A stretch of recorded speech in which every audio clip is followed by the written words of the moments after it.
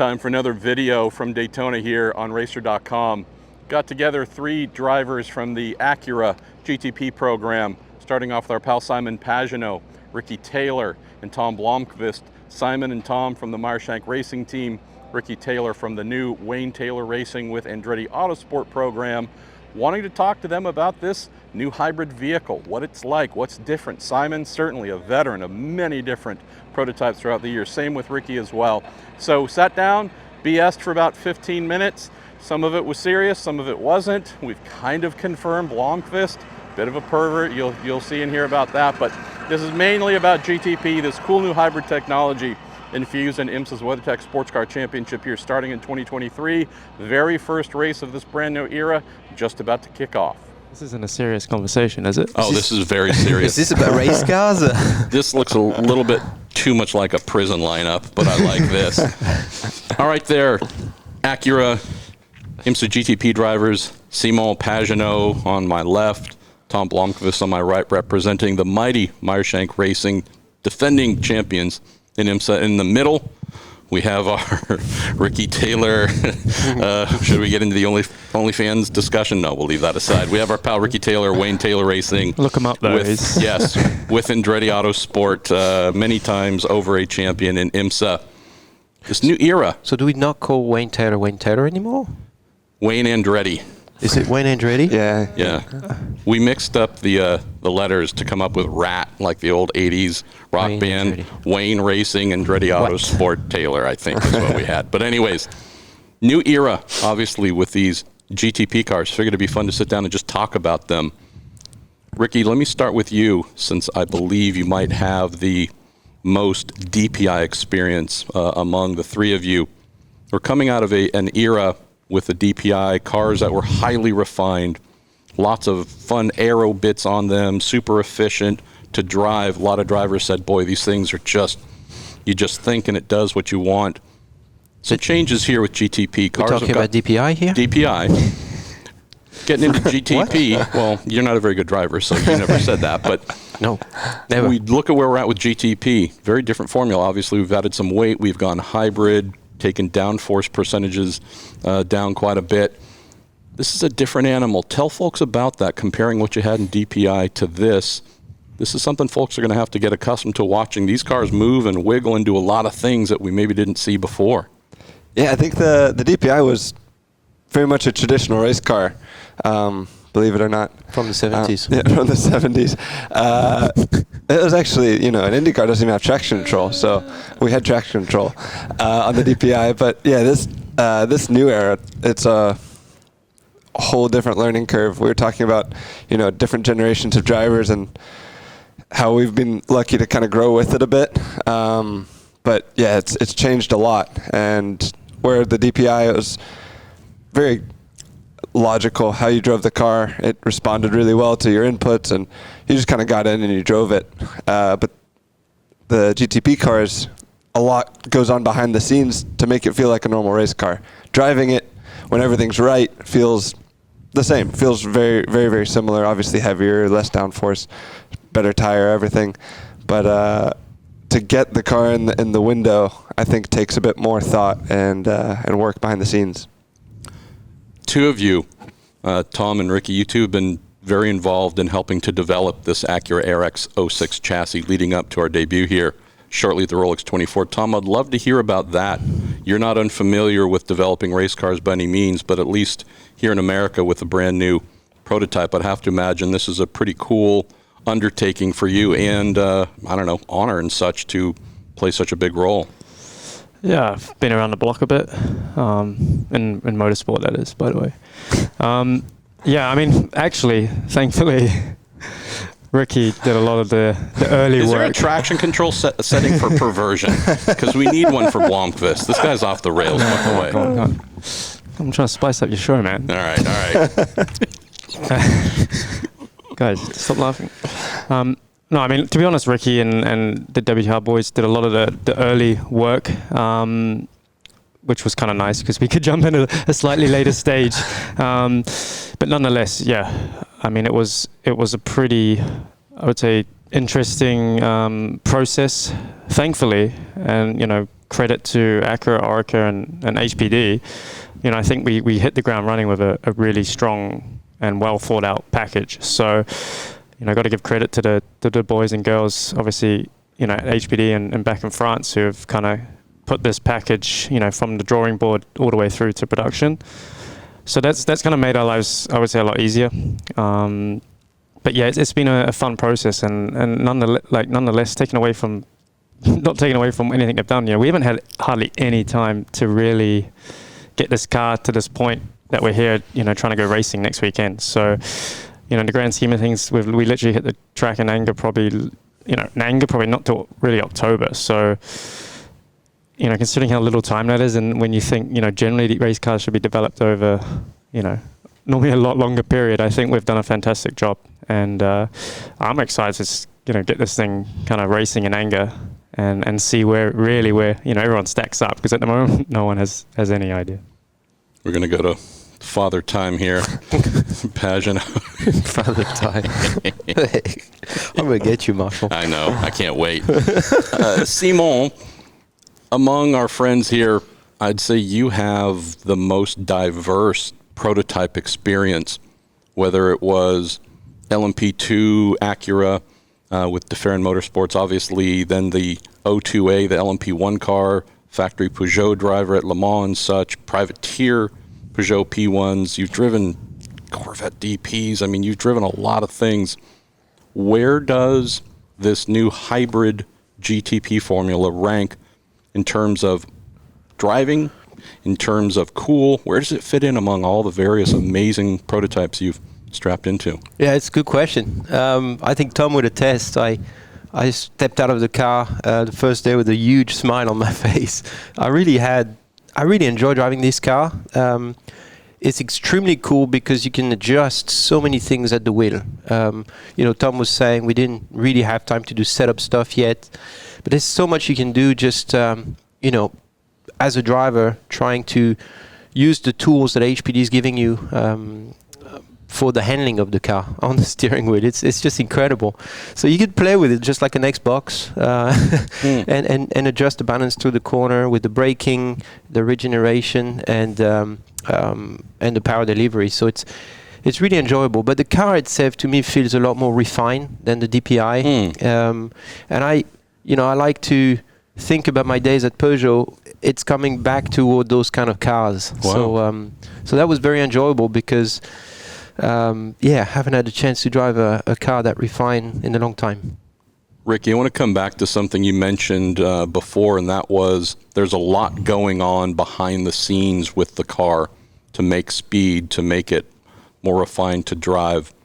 Heard that from every GTP driver, that compared to everything else you've had before, which was kind of analog and mechanical. I'm not saying there weren't some, technological advances, but I know for your ARX-06, for example, it has more than double the amount of electronic control modules in the car than the 05, what was just retired a few months ago, had 5 boxes controlling various things. Your car has 11, which speaks to wow, there are ghosts in the machine working stuff and making this car do things while you're driving. Can you tell folks about that? Whether you feel some of it, how much of that stuff you can play with? Yeah, it's really interesting. One of the first things we found out about, like when they're looking at the wiring looms, where the boxes are going to go, there's electrical boxes just everywhere in the cockpit. And the ECU, they're like, this thing is Mac Daddy. It is unreal. Mac Daddy. Mac Daddy, baby. It's nice. expensive. And they're like, this thing is expensive. Everything is expensive. But just the computing power and speed and the amount of channels that you said, but the speed is the thing, and how quickly it reacts for TC. And there's these very complex models that they've built of the vehicle dynamics of the car to preempt and to react to things, and the speed of the ECU and how the car responds to things is critical, and that's why it just feels smoother and refined and really nice to drive. And I think you're only as good as all that stuff is hardware, but you're only as good as what the guys at HPD and Acura have done to program it and work those systems in a certain way that feels intuitive for the driver. I think that's where it really gets complex. It could be one thing. We could have twice as many buttons on the steering wheel to make it, manage traction well or regen, but everything is done behind the scenes from Acura and HPD to make those controls operate in a way that the driver can adapt the car to his driving style. Like Simon said, you can change the balance through the corner, you can do all these different things, and that's because of all the work the engineers and everybody's done. Ramp down here in just a second, y'all. Tom, you and I have spoken about brake mapping and how that is just for a racing fan, that might be a mind-bending thing to fully grasp, that you are applying the brake pedal with your foot in there. Again, they're ghosting the machine back there, managing pressure and such, harvesting through the MGU, keeping the rear wheels from locking. Then there's the whole performance side of the car, getting the suspension tune, aero perfect. These are all things where we'd normally come into the Rolex 24 with the cars sorted. I have yet to find a GTP manufacturer, team, or driver to say, oh, we're good. Can't wait to go racing. Feel totally confident we know everything. What's that feeling like of, boy, there's going to be a giant question mark in front of everybody's eyes when we go green here for the Rolex 24? Is that discomforting? There's definitely an exciting element to that, but there's an even bigger anxious element to that. Because the reality is, like you said, no one really knows. And I think no one can say that, we're 100% confident that we're going to nail this, because I think if anyone said that, they're totally lying, which is kind of weird to come into a race. And obviously in IMSA we start the year with the biggest race of the calendar, and the one everyone really wants to win.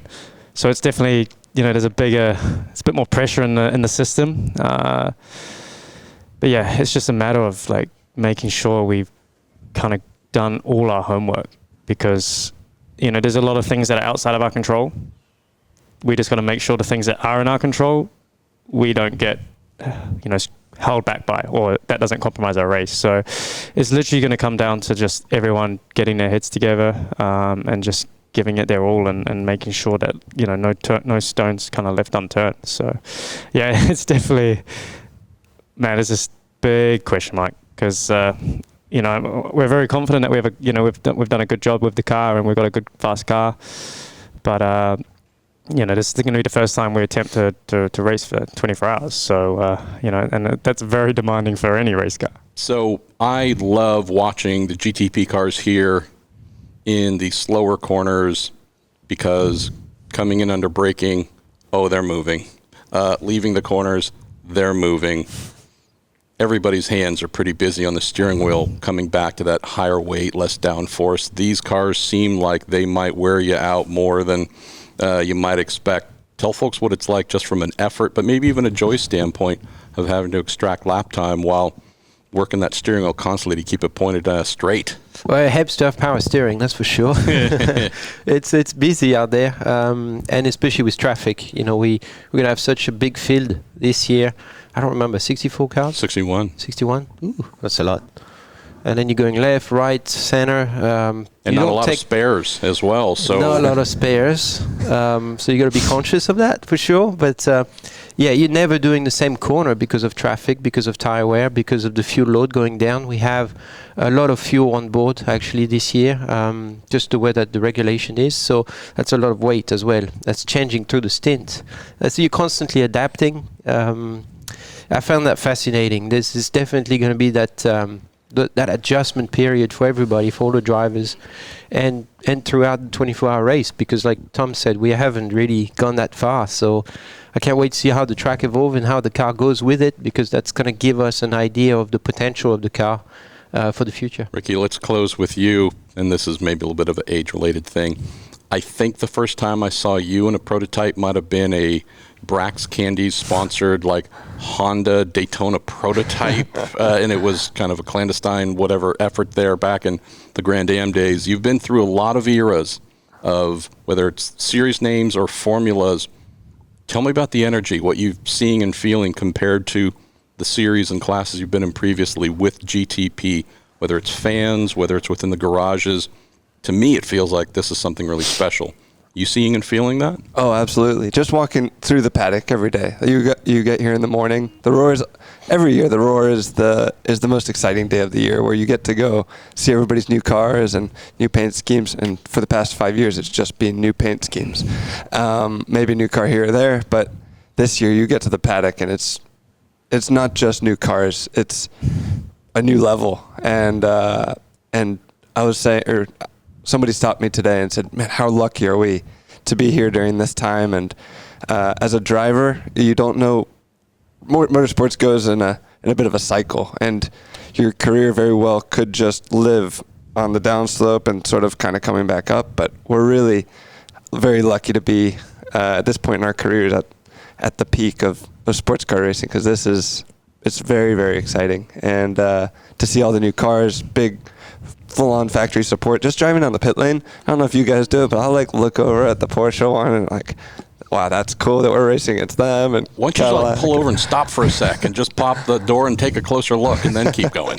And that's another thing. Just in the garage through all the testing programs, we would park in one garage and do all of our work there, and the Porsche or the Cadillac were half a mile away, and you don't see the car other than on track. And then here they've packed us all into 9 garages next to each other, and we are heads stretched out looking inside the cars and learning all we can. All right, I'd be remiss if I didn't ask, since our perverted friend here, Mr. Blomqvist, was mentioning before we started recording about Ricky starting an OnlyFans account and something about his feet. You mentioned, I think, Acura had said basically nobody wearing a shoe size more than 10.5 because you wouldn't fit in the car. Is that accurate? And yeah, because Simon's got 11 and he struggled. Yeah, I was going to say, that wasn't part of this conversation. You know what they say about big feet, eh? Yeah. Big nose? Did I have issues actually at the beginning fitting in the car? Yeah, you did, I actually got my left foot stuck between the wiper motor and the throttle pedal. Yeah, so we had to make an adjustment just because my feet too big. We're going to cut off. It's a half a size. It's not it's crazy. We're going to cut off the front of your shoes before the race, Pagenaud. Well, I don't know what we learned, but we learned something, and we talked about stuff. So I think job done. Thanks, guys. Cheers. Thank you. Thanks.